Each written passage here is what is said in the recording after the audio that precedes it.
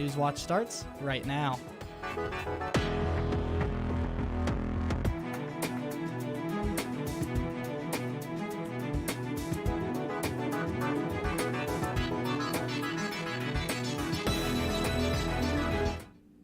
Good evening, I'm Jada Respris. And I'm Jacob Mata. Welcome to Newswatch, your source for news impacting southeastern Ohio. A new joint venture between two major companies could bring new jobs to Ohio. General Motors and South Korea-based LG Energy Solution want to build lithium-ion battery cell plants in Ohio, Tennessee, and Michigan. The U.S. Department plans to support the venture with a $2.5 billion loan. It is a part of the Biden administration's plan to jumpstart the electric car market. The conditional loan commitment to Ultium Cells is expected to close in the coming months. The companies say that 3 battery plants are expected to create more than 5,000 jobs. Officials say a medical helicopter crashed after hitting power lines while on its way to a fatal car crash in the Cincinnati, Ohio area. It happened earlier this morning in Milford Township. Police say they got the call about an accident that killed 1 woman and hurt 3 other people. A Care Flight helicopter flew there to rush one of those people to the hospital. The 3 crew members were not seriously injured. We've had a lot of spotty showers today. Can you tell us more about that? Yeah, I mean, we've been seeing some light rainfall today as well. I mean, showers, as far as showers, we've seen that light rainfall and a little bit high of humidity as well. Yeah. I don't know if you guys, you said you've seen, have you seen a little bit of that? Yeah, I've seen that, and I've seen the overcast skies that we've had out all day. Can you fill me in a little more on those skies? Yes, I can fill you on that. So as we take a look at Athens currently, we do see that we have that 74 in the low 70s mostly today with that overcast, as he was saying a little bit earlier, wind, we have some calm winds. And then as we look at humidity, like I was saying earlier, 82%. Now that is pretty high, and it's going to accompany with some rain.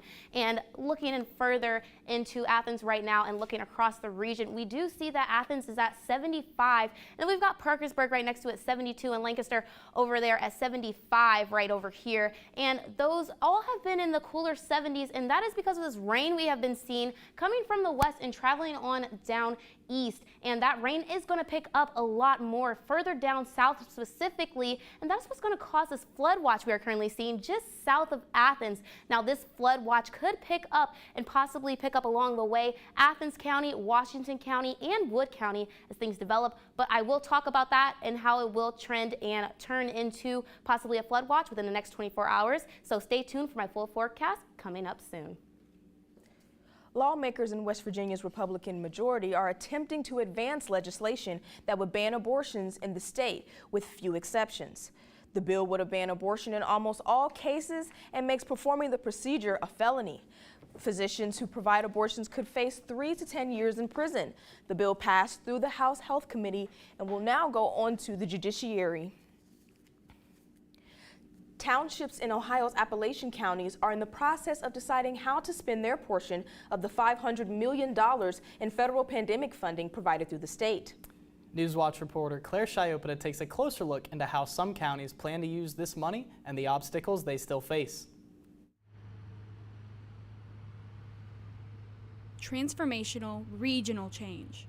That's the hope pinned to Ohio's share of the American Rescue Plan Act funding. This is really our once-in-a-generation opportunity to revitalize these places that have intense, incredible histories and bring them back to where they were. This $500 million won't fix Appalachia's problems, but it will be a great drop in the bucket towards that. The funding will go to grants focused on 3 pillars: downtown revitalization, workforce, and healthcare. And communities will be given those funds by 2024, with the expectation the projects are completed by 2026. For Washington County, the money means renovating historic buildings, maintaining historical relevance, being accessible to the general public, keeping it a comfortable climate. Those things are all very, very expensive. So any of that funding, I think, is incredibly important. And Hawken County is looking to improve their workforce and downtown area.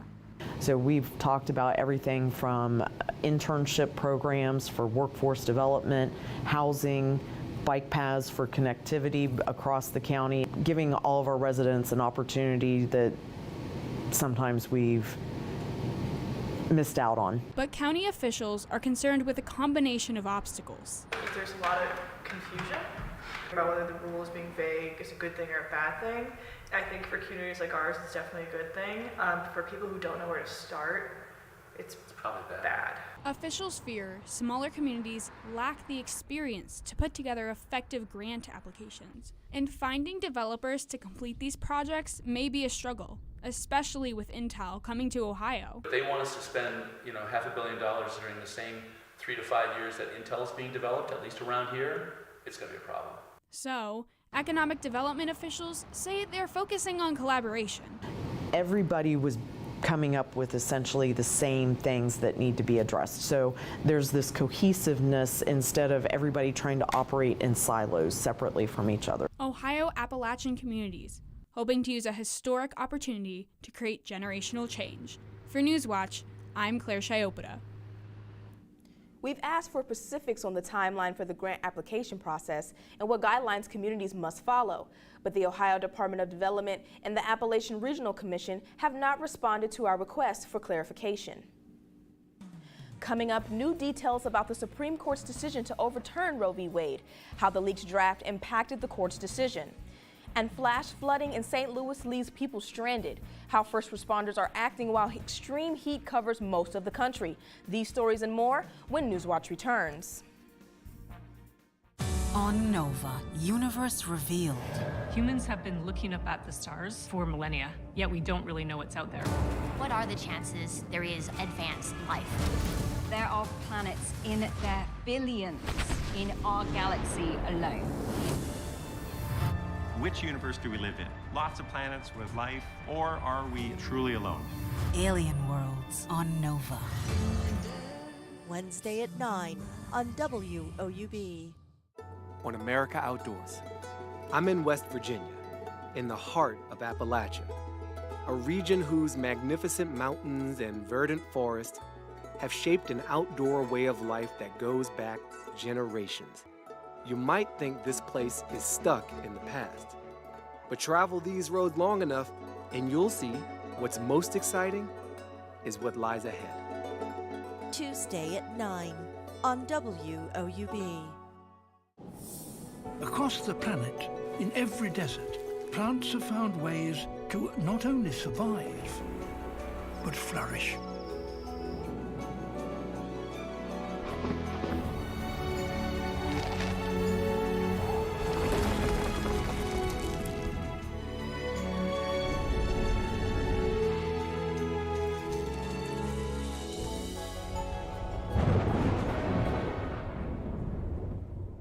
This is a detective story. On Finding Your Roots, Harold Varmus. My father's side's always been mysterious. Shirley Ann Jackson. He never told us anything, but maybe he didn't know a whole lot. And Francis Cullen. I'm really interested to find out what you can tell me. 3 science pioneers. The reason I'm here is that my grandparents left. Make new discoveries. Never heard this story. About their ancestry. That's amazing. Finding Your Roots.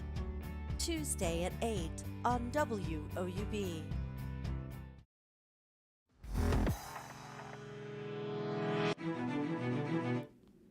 New information has been released on the efforts of Chief Justice John Roberts to safekeep part of Roe v. Wade, rather than overturn the previous Supreme Court decision.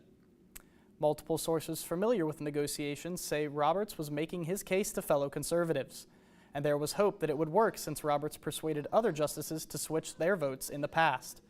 But the leaked draft opinion got in the way of those efforts, worsening the existing strains among the justices, their law clerks, and other employees, shattering the secrecy of negotiations, possibly speeding up the process on the conservative side, and likely locking in votes even if they weren't already solid.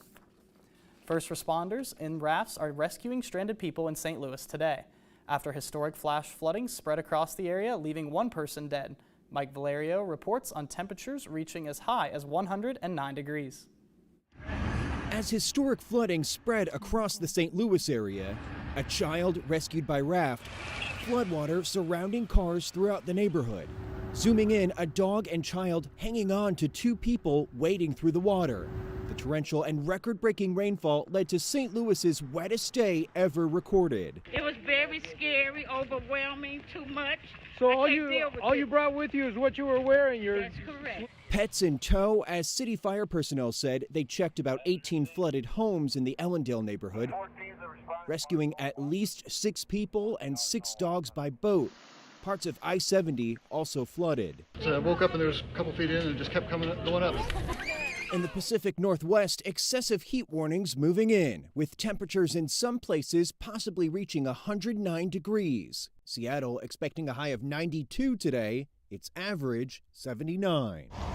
In California, emergency officials say the Oak Fire near Yosemite National Park is now 26% contained, consuming more than 18,000 acres since Friday. The thing, though, right now is how dry it is gives that potential for fires to grow very fast, be very big, very strong, and that potential is there for disaster. Firefighters say while the inferno's been explosive, there's been no loss of life from the state's largest wildfire. I'm Mike Valerio reporting. The federal government has launched 2 new websites to help citizens today. The first plans to help Americans understand and plan for extreme temperatures. The site will include maps with heat forecasts, the Centers for Disease and Control Prevention's Heat and Health Tracker, along with information on how to stay safe during extreme heat. The second website, on the Department of Justice's website, offers help for people impacted by the Supreme Court's Roe v. Wade reversal. The webpage includes a section called Protecting Access to Reproductive Services. It is for people who have been threatened or discriminated against for seeking an abortion. The site directs them on where to report the threats. The U.S. Senate advanced a bill today that could help the manufacturing sector deal with its chip shortage. The bill would set up incentives for domestic semiconductor manufacturing, research, and development, as well as allot more than $50 billion in funding to the initiative. The move is supposed to make the U.S. less reliant on other countries, such as China, for manufacturing. The Senate is expected to vote on final passage of the bill this week. It will then go to the House for approval. Chaotic and fearful moments unfolded at the Dallas Love Field Airport after a shooting yesterday shut down all operations there for hours. Meredith Wood reports on the incident. Fearing for their lives, people ducked for cover at the Dallas Love Field Airport after gunshots echoed through the terminal, sending travelers into a panic. Police say the shooter is a 37-year-old woman who ducked into a bathroom, changed her clothes, and emerged with a handgun. At this point, we don't know where exactly the individual was aiming. For the most of what we're seeing now, she was aiming at the ceiling, but there was several rounds that are found. The traveler who shot this video described the chaotic moments when he says TSA employees rushed people outside away from the building after witnessing a massive amount of passengers running from a security checkpoint screaming about a shooter. Simultaneously, as she's doing that, our officer engages the suspect, strikes her in the lower extremities. She's taken into custody and is currently at Parkland Hospital. No other individuals were injured in this event other than the suspect. I'm Meredith Wood reporting. The United States is now seeing monkeypox cases in children, what the U.S. government is doing to combat the fast-spreading disease. That story still ahead. And as trends continue with rain, we are under a marginal risk for severe thunderstorms. But I will explain more in my full forecast coming up next. This is a detective story. On Finding Your Roots, Harold Varmus. My father's side's always been mysterious. Shirley Ann Jackson. He never told us anything, but maybe he didn't know a whole lot. And Francis Collins. I'm really interested to find out what you can tell me. 3 science pioneers. The reason I'm here is that my grandparents left. Make new discoveries. Never heard this story. About their ancestry. That's amazing. Finding Your Roots. Tuesday at 8 on WOUB. This month in Passport on the PBS Video app, your on-demand library for the best of PBS. This is the point where you reveal I'm not even human. Wow! Oh my goodness! Mentally, we're extremely fit. We have this incredible ability to adapt and persevere. What Ballet Trocadero has done over the years is turned ballet kind of on its head. These and other shows from your PBS station are available with Passport on the PBS Video app. Download it today. On Nova, Universe Revealed. Humans have been looking up at the stars for millennia, yet we don't really know what's out there. What are the chances there is advanced life? There are planets in their billions in our galaxy alone. Which universe do we live in? Lots of planets with life, or are we truly alone? Alien Worlds on Nova. Wednesday at 9 on WOUB. On America Outdoors. I'm in West Virginia, in the heart of Appalachia, a region whose magnificent mountains and verdant forests have shaped an outdoor way of life that goes back generations. You might think this place is stuck in the past, but travel these roads long enough and you'll see what's most exciting is what lies ahead. Tuesday at 9 on WOUB.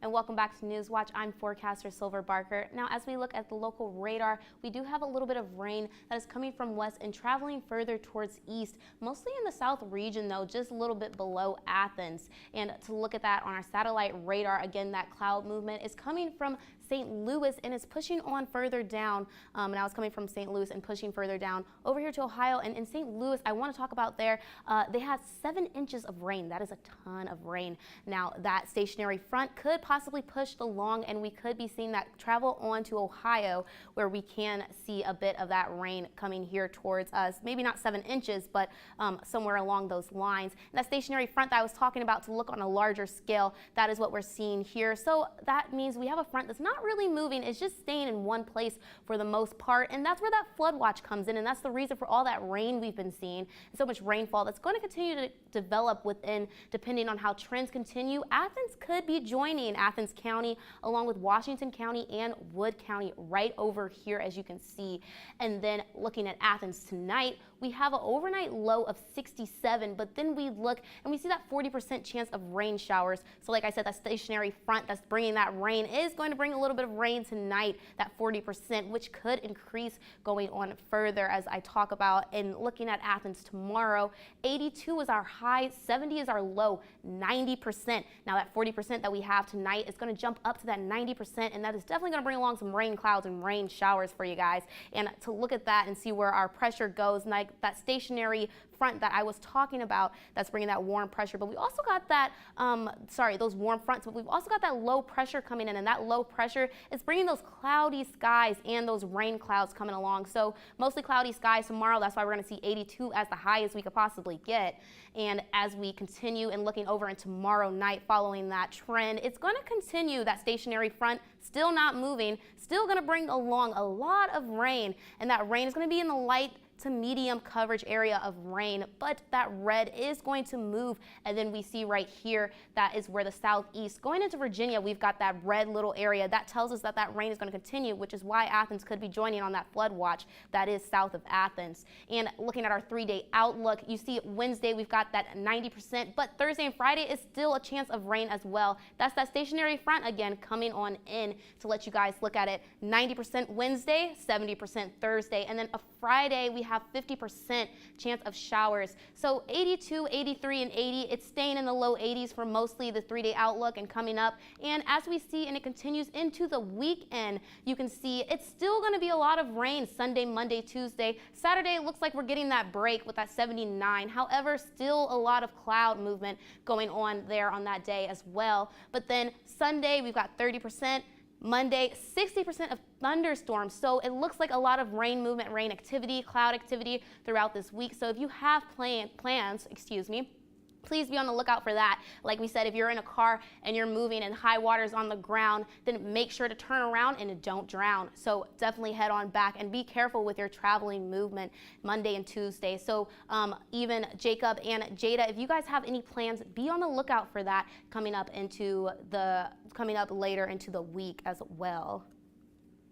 The U.S. is now seeing its first case of monkeypox in children, according to the CDC. Thousands of cases have been reported since the outbreak started in May. Mandy Gaither has the latest on what the U.S. is doing to step up its monkeypox response.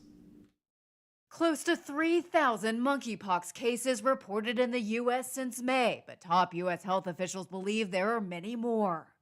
It's a growing problem. The World Health Organization has declared it a public health emergency of international concern. The CDC says most of the cases are among men who have sex with men, with a median age of 36. But the virus has now been identified in 2 children. The cases are unrelated and likely the result of household transmission. Both have symptoms but are in good health and receiving treatment. An investigation into how the children were infected is ongoing, but the virus is spread through close skin-to-skin contact. The CDC says that can include holding, cuddling, feeding, or through shared items like towels, bedding, cups, and utensils. It's very clear with the spread of this that there now has to be a balance between vaccines available for those who clearly have been exposed, as well as those at risk. Right now, states aren't required to report monkeypox data, meaning cases are likely undercounted. But the White House is now debating whether to declare a public health emergency to change that. 300,000 monkeypox vaccines have been shipped to U.S. states and territories. The CDC estimates that more than 1.5 million people are eligible for the vaccine. Each person needs 2 doses 4 weeks apart. For Health Minute, I'm Mandy Gaither. Monkeypox testing capacity increased from 6,000 tests per week at the beginning of the outbreak to up to 80,000 tests per week today, according to the U.S. Department of Health and Human Services. Coming up in sports, the Ohio Bobcats gear up for the upcoming football season. Hear what some of the coaches and players had to say at Mac Media Day when Newswatch returns. And be sure to stay tuned to WOUB. Here's a look at what's coming up tonight on your public television station.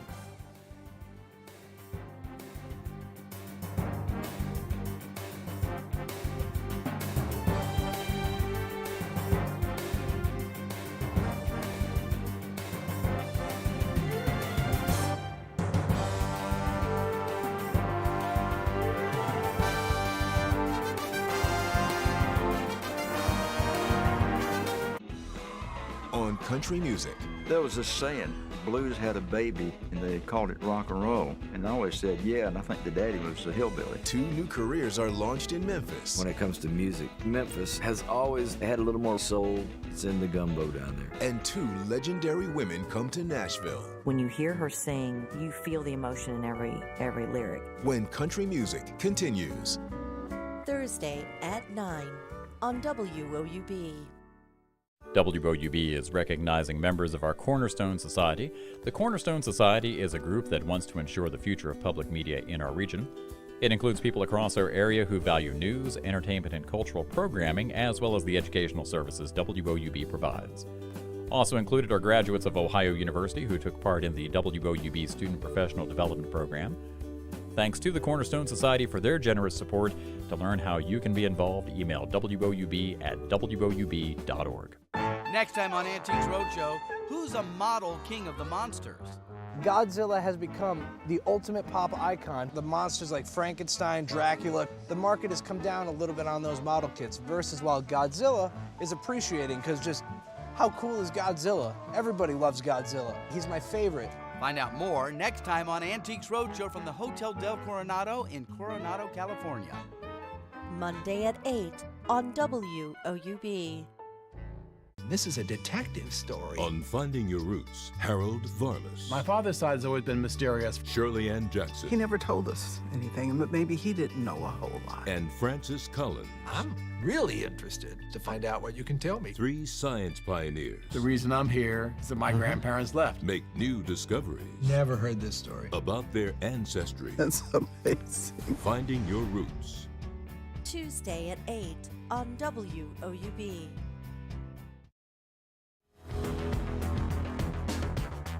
Happy Tuesday, everybody. Ohio football officially kicks off the season today. Newswatch reporter Maria Manessi brings us more from Mac Media Day in Cleveland. A redshirt junior from Oakville, Ontario, Canada, quarterback Curtis Rourke. Ohio football's QB takes the stage at Mac Media Day, marking the start of the 2022 football season. Rourke and defensive tackle Kai Caesar joined players from all 12 teams in the Mid-American Conference at the House of Blues. Ohio football head coach Tim Albin says he's looking forward to second season at the helm. It's been a great event here in Cleveland. I tell you, fabulous. I think we're 38 days from kickoff, and it's going to be electric at Peden Stadium. A sold-out crowd. The hill's going to be full. The students are going to be chanting, and it's going to be a great buzz. We're looking forward to it. With new additions to the coaching staff, the team will be spending the next month working to come together. Defensive tackle Caesar says he's looking to grow his leadership under new defensive coordinator Spence Nowinski. He's a great person. Coach Nowinski, he brings that energy every day. I match that energy, being a player, and we move forward with what we got going on. Caesar isn't the only player the team looks to for leadership. Rourke plays a big part in shaping the offensive side for the Bobcats. He says he is focused on improving his game during the offseason.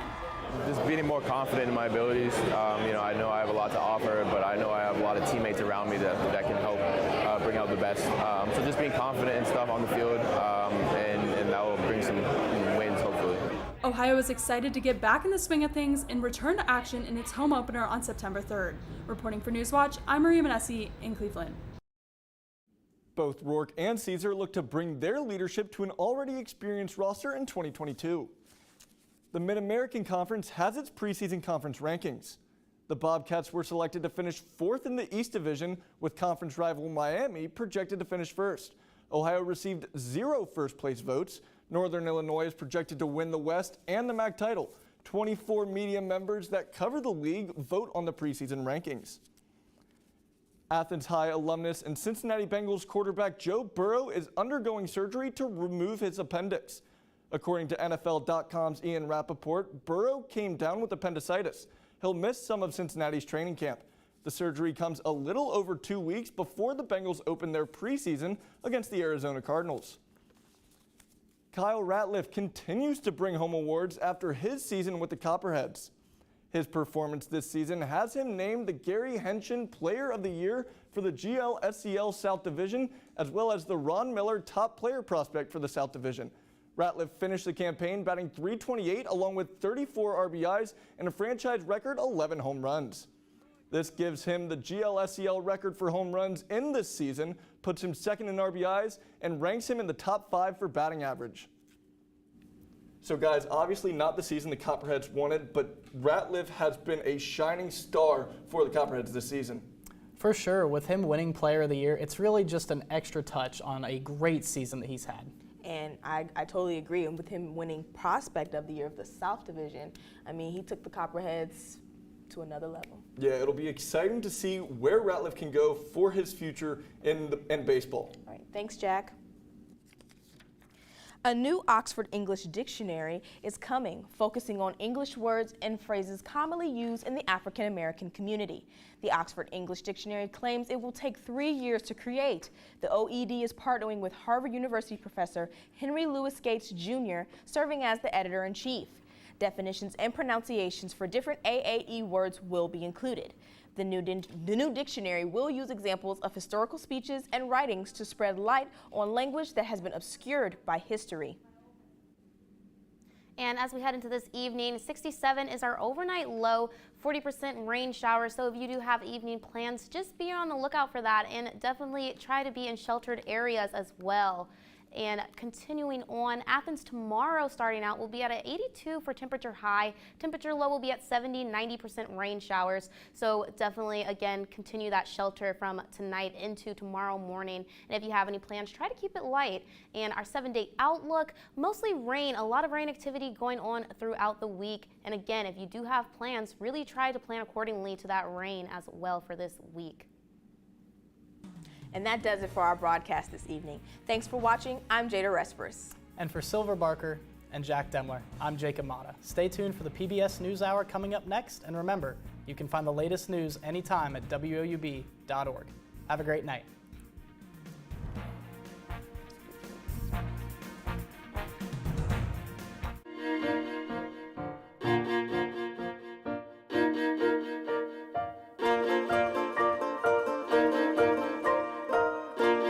Support comes from Dean Heating and Cooling, keeping homes cool all summer with Tempstar. Dean Heating and Cooling provides HVAC service and installation in the Athens area, featuring Tempstar quality you can feel.